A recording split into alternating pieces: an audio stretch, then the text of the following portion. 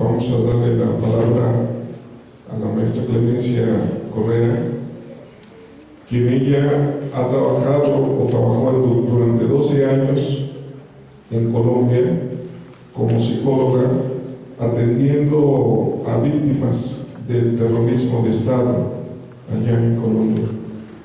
Actualmente es profesora del posgrado de Derechos Humanos de esta universidad y asesora de consulta de derechos humanos y atención psicosocial a víctimas de la violencia en México.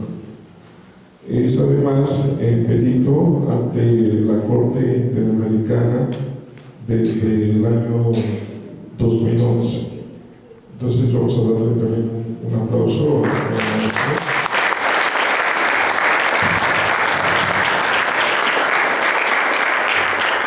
Buenas tardes. Antes que todo, agradecer a los padres de familia por haberme invitado a compartir esta mesa. Creo que es un momento importante ya a los casi 4 años de esta masacre.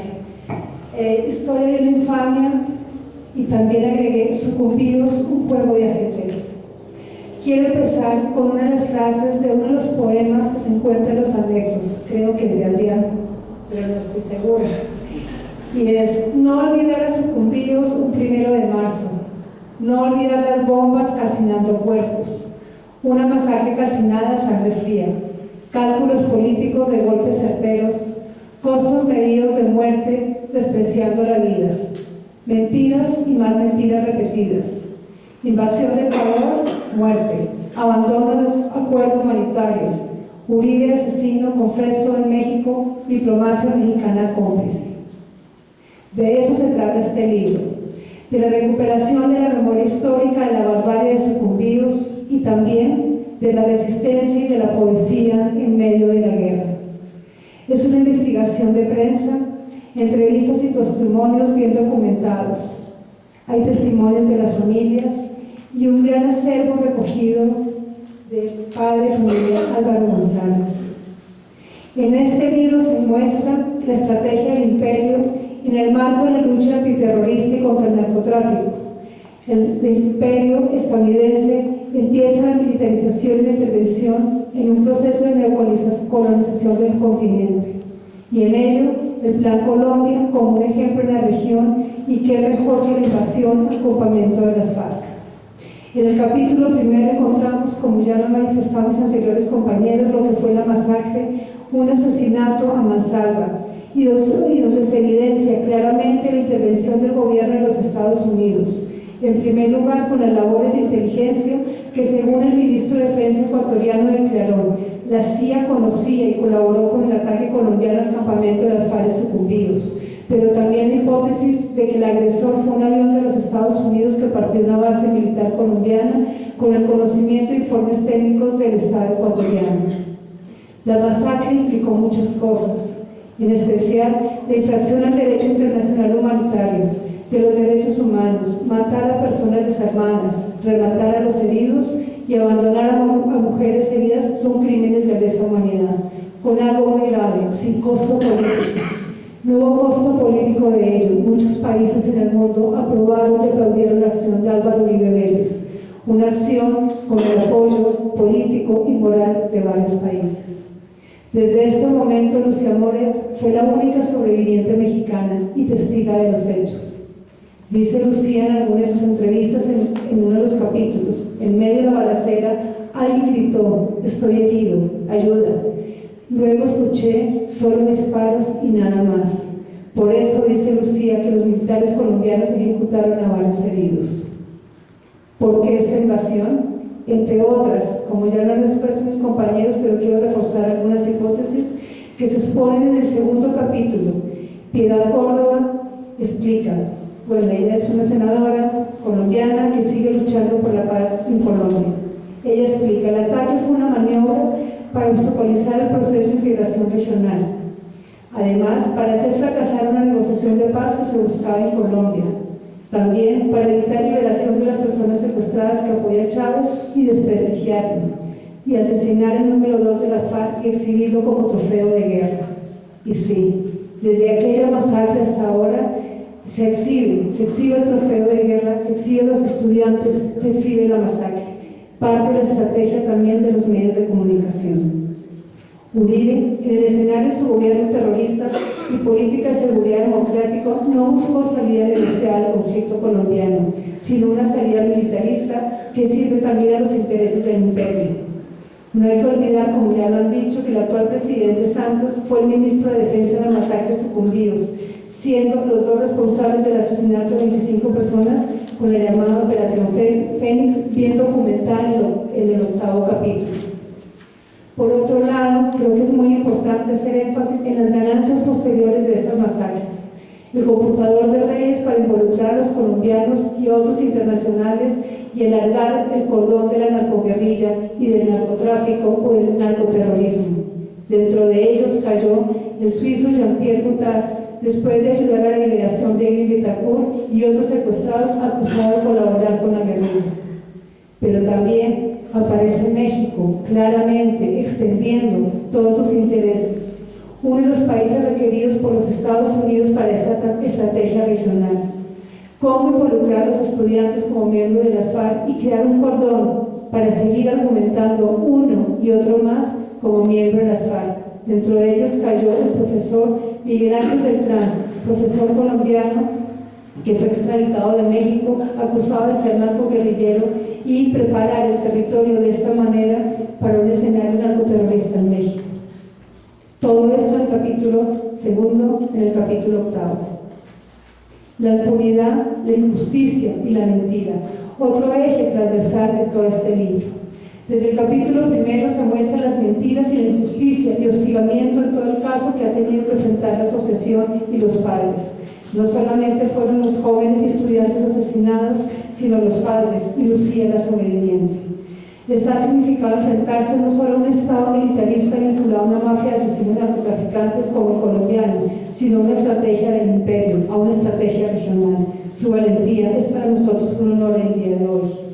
Las mentiras de la prensa y la difamación. Dentro de ellos, estudiantes mexicanos, miembros de las FARC.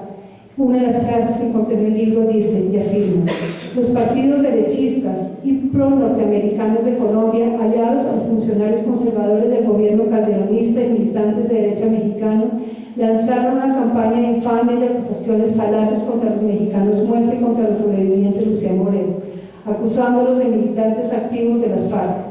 Esto en el capítulo 5 sobre el linchamiento contra la Universidad Nacional Autónoma de la Ciudad de México.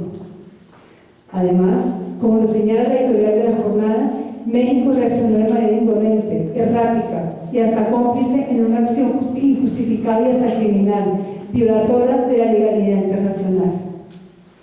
También, desde Ecuador, en entrevista con el embajador mexicano en Quito, le solicitaron a los familiares que hicieran una condena por el asesinato de los mexicanos en el extranjero, petición que nunca ha sido escuchada, dada la colaboración de Colombia y México por la subordinación de la potencia del norte, nos explican en el capítulo 3.